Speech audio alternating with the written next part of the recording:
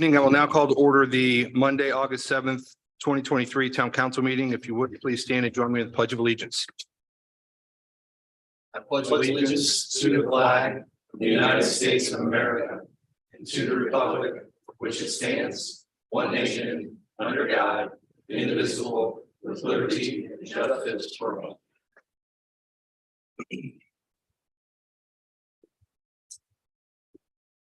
Up first on the agenda is the approval of a memorandum of the July 17th, 2023 regular meeting. A copy has been posted. Are there questions for councilors? I'll make a motion to approve. Second. Up first by Councilor Garrett, second by Vice President Burke. All those in favor signify by saying aye. Aye. Aye. All those opposed, same sign. Motion passes 6 in favor, 0 opposed. Up next is the approval of the August 7th, 2023 claims. Are there any questions from councilors? I've got a few. And I know that Cindy's not here today. She was ill, so more of a question for, I guess, the council on how we want to handle a couple of things on here. On claims on let's see, on page 2, we've got Somerville LLC being paid for graphics for Parks in Town for $2,150.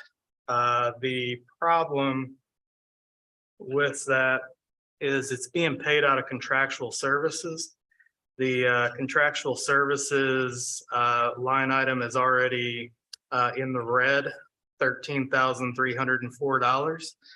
So there's no budget to pay that claim. I'm happy to keep going unless you want to stop and go item by item. I'll keep going.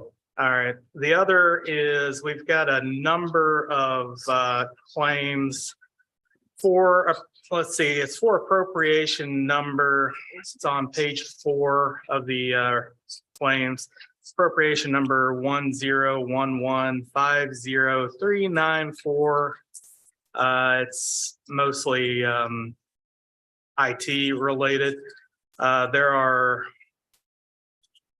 2, 3, 4, 6 claims totaling about $20,000. Again, issue with that one is that we only have about $9,000 remaining in that fund for those claims. So we're about $11,000 short of what we need to pay that. And Brian, those are the bottom 6 on page 4, correct? It's the bottom 4, and then there's 2 that roll over to page 5. Oh, 394. Okay. Yeah, 394. Yep.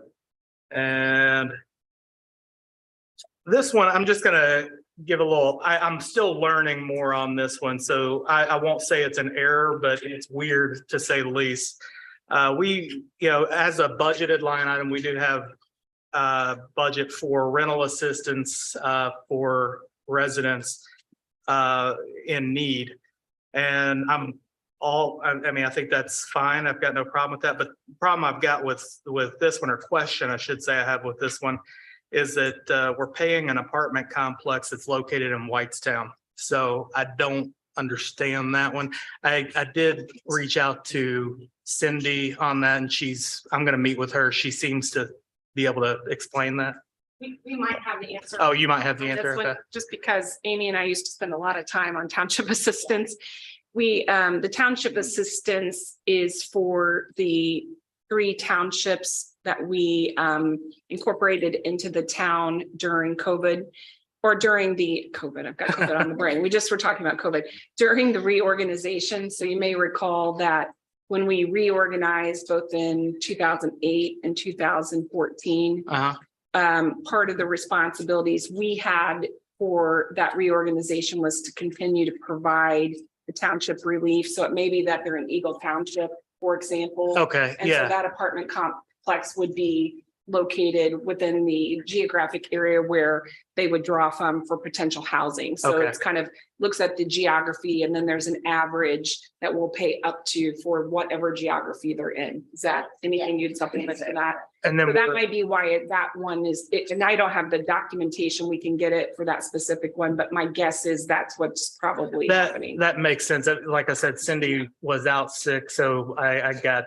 Just on that one. I a can't little bit answer of the other texting ones. back and forth. So, all right, that makes more sense as long as we're collecting from, I guess, the full Eagle Township as well to pay that out. Yeah, so we Okay. get that, we get that revenue. Okay, I think that's the first time I've seen that. It's just different, but okay, that makes more sense. We can still ask, I'll make a note to just get the documentation so we can verify that, but I'm would guess that's what's happening there. We've had it a couple of times. Also, you have to look at availability. So oftentimes with what we see here, there just isn't availability. So you've got to provide some housing assistance within a geographic area. If you don't have anything available in the exact location. Okay. How does that work? Like, I understand all of that and makes sense. Do they have to start as a resident of Zionsville to then apply, and then they can look in that, like, this just doesn't open it up to anyone in the world coming and saying, hey, I need rental assistance, right? Correct. You have to be a resident, and township assistance was provided by the township trustee prior to Got the it. reorganization. Does get trickier in municipalities like Zionsville because the cost of rent is so high. Sure.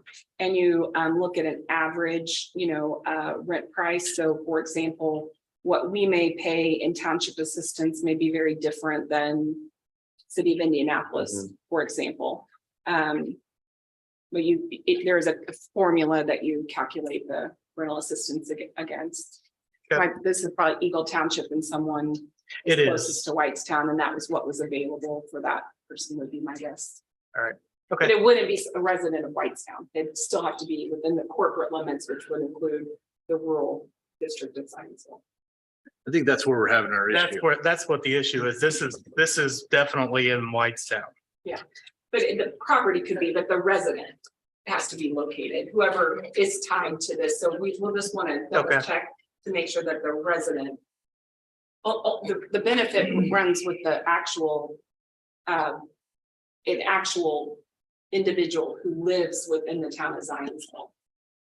And it does go by the township, not necessarily whether it's a Zionsville address or Whitestown address, because there are a lot of addresses in Whitestown that are still in Eagle Township. Yeah, because I- they lost their trustee when we reorganized, so that's Yeah. why we handle them. No, I understand how the We'll addresses double check work. it.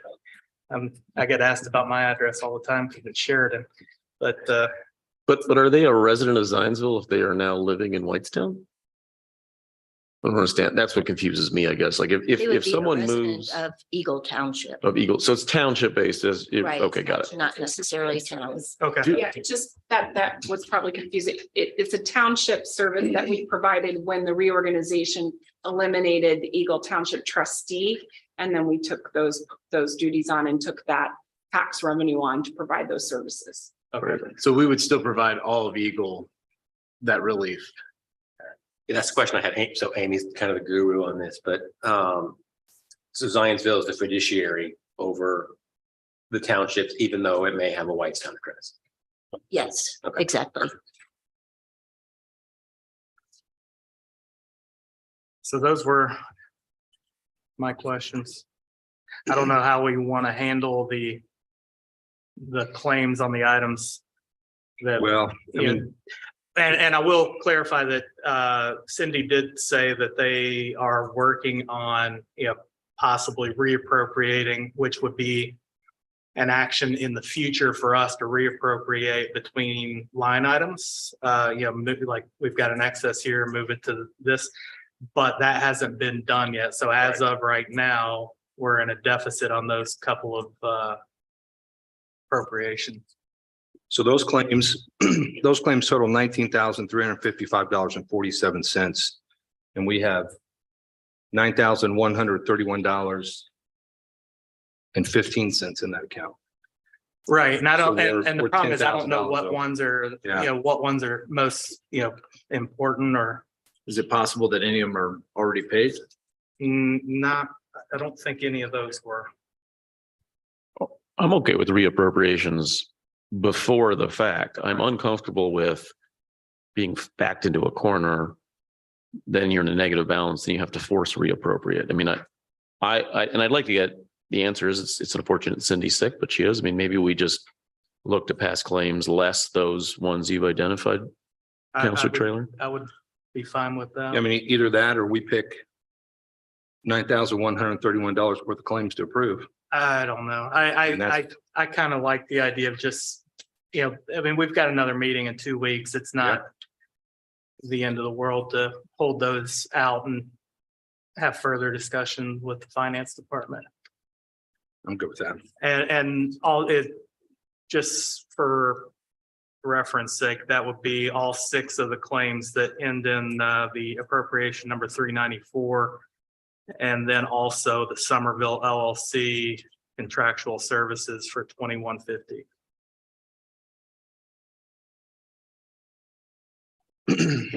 All right, so you want to put that in a motion? Are there any other questions from counselors?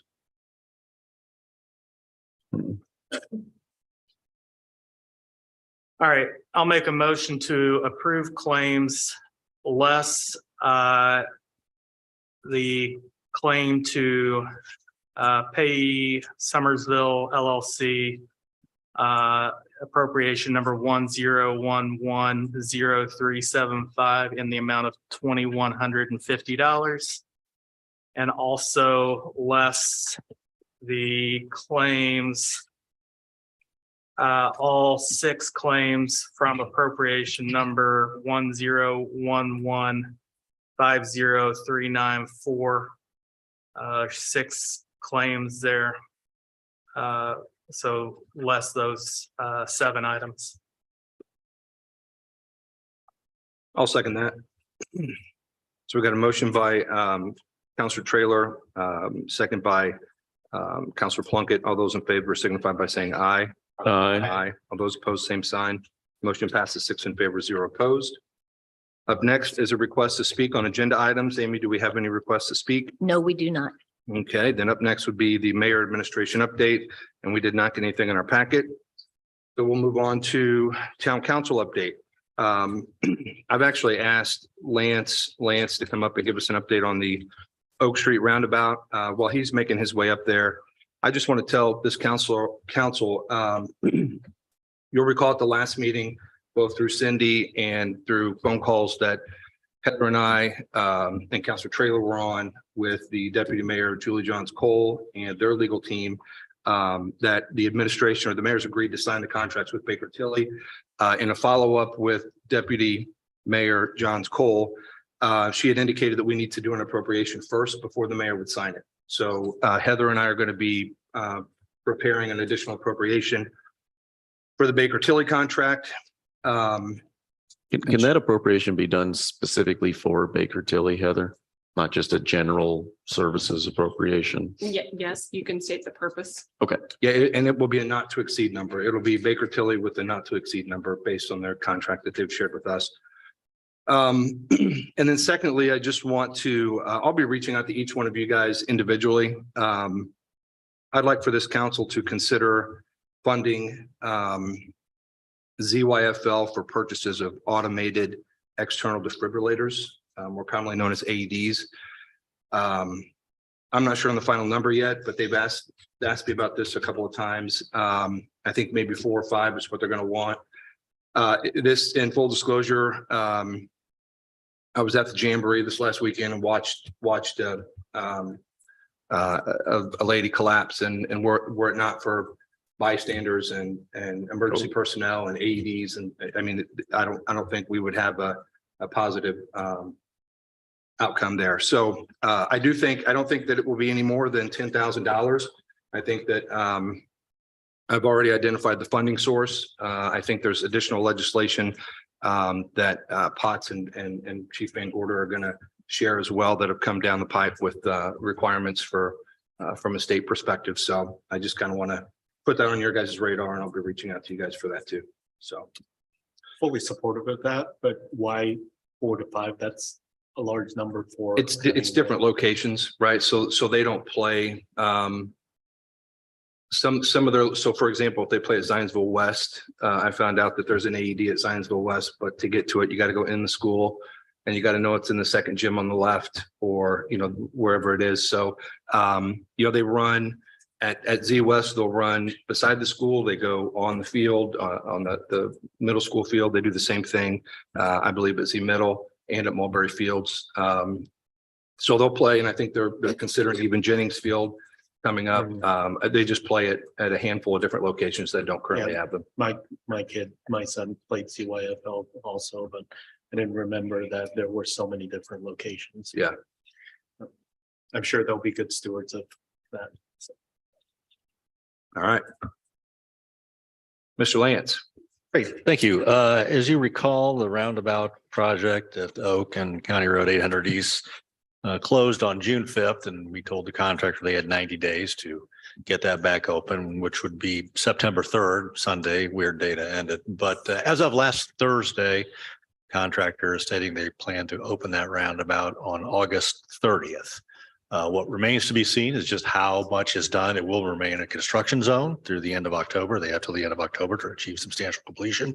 But pray for a little bit of the rain to hold off here for the next few days, because every day we lose a rain threatens that, but that's the status as of Thursday. Perfect. Thank you. You said August 30th, is that right? Correct. Thanks.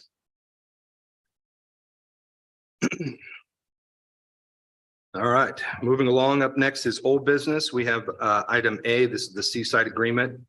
And I'm going to ask Heather to weigh in on this one from a presentation perspective. Yes, so I know that we have been reviewing this claim and potential settlement agreement with Seaside. We do have a number of questions that we've asked the administration. I think it was last week, one of the days last week, for some additional follow-up information through legal counsel. I do know Amy Nooning was also out sick a couple of days, but she has indicated back in writing that they are pulling together that additional documentation.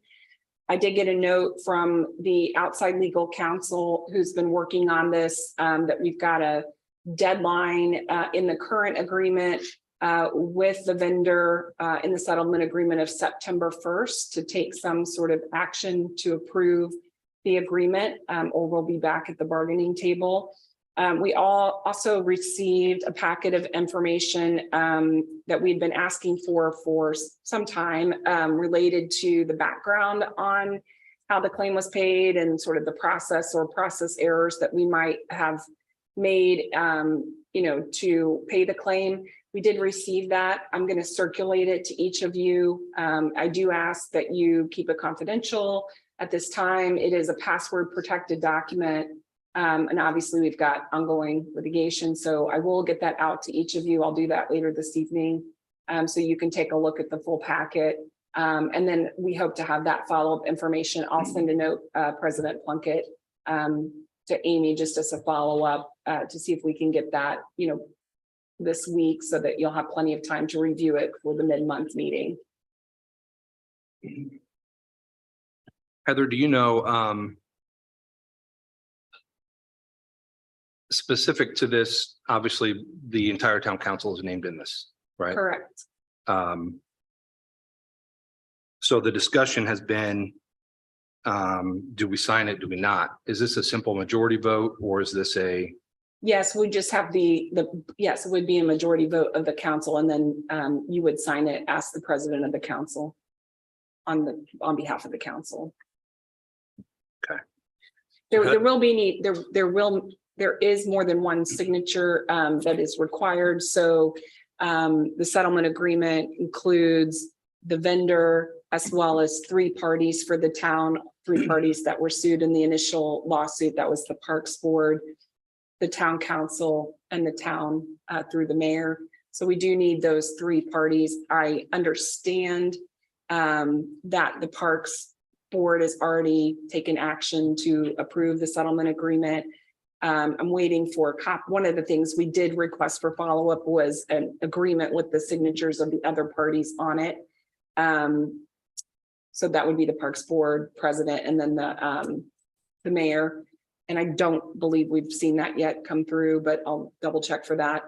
Unless it came through this weekend or today. So we've asked for that information as well, but there were 3 parties named. And so you'll need all 3 signatures. Heather, we only have one more meeting before September 1st. Is this something you feel like we can get done in the next 2 weeks? I hope so. Because after September 1. Yeah. Then. I mean, I hope so. I hope we can get that information back, and I do want you all to review the packet as well. I know a couple members that specifically have looked at it and Okay. have some concerns. So I just want the whole council to take a look at it. Perfect.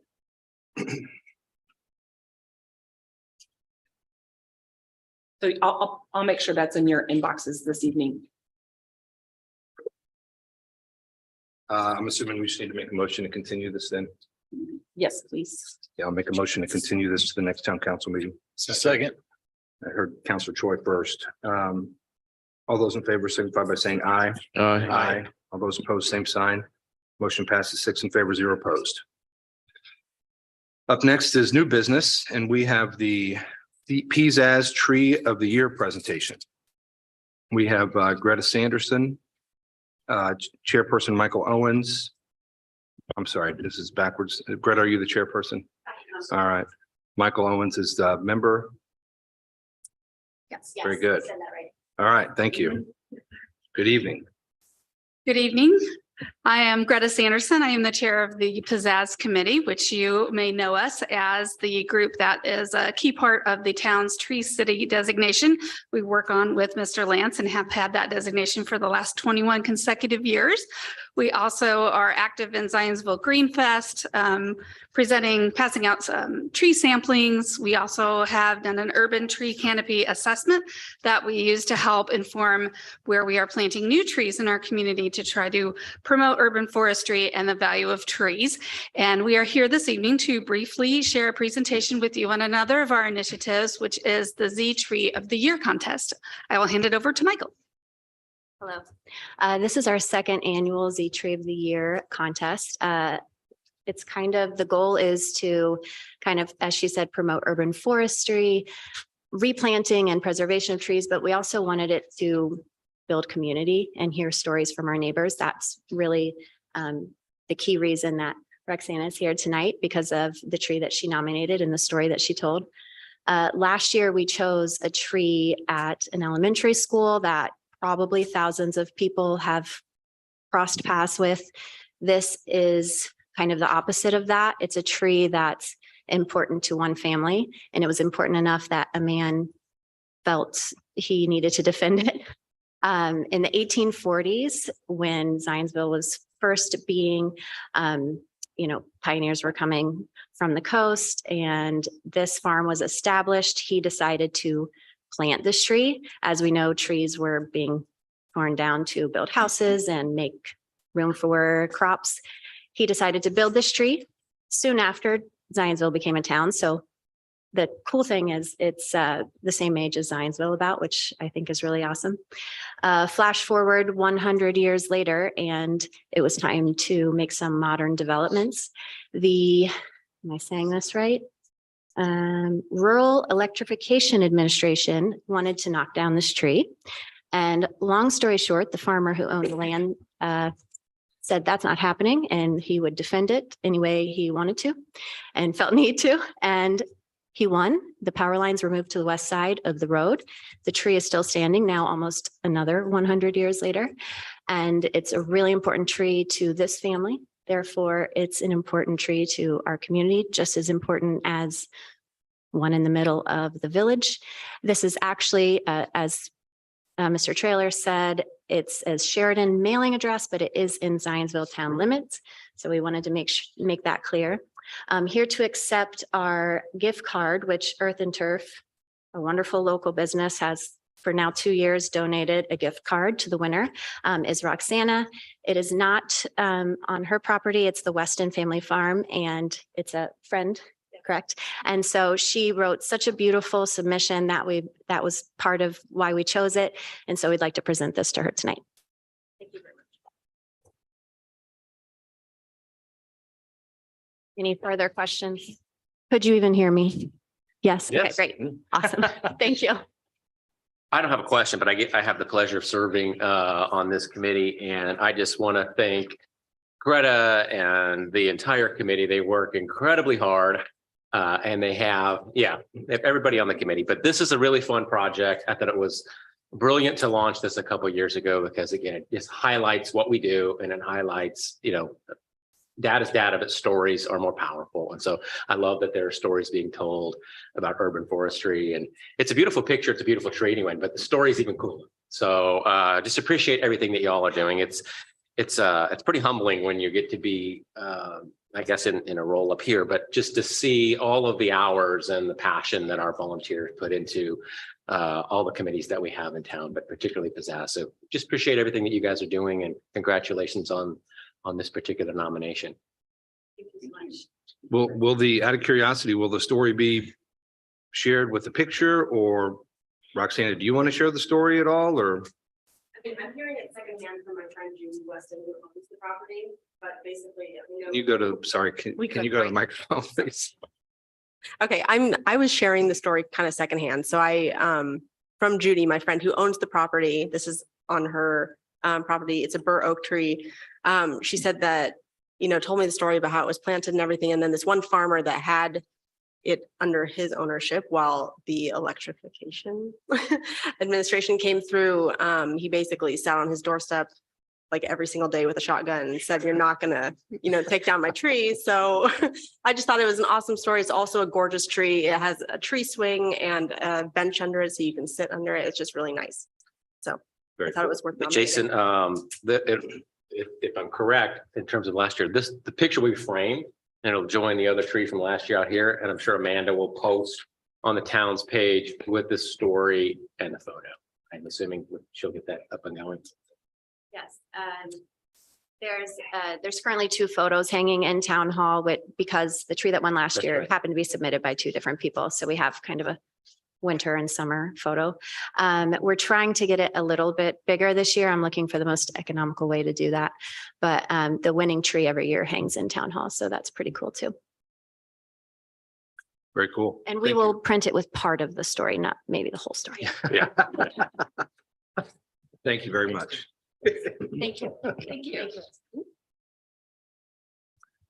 All right, up next is other matters. Are there any other matters from counselors?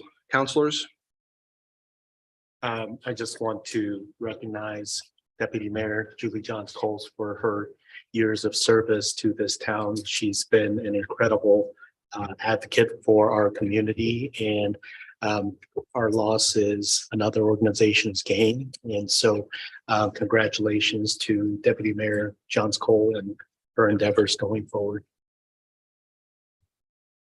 Well said. Anything else from council? I will make a motion to adjourn. Second. Second by Councilor Choi. All those in favor signify by saying aye. Aye. All those opposed, same sign. Motion passes 6 in favor, 0 opposed.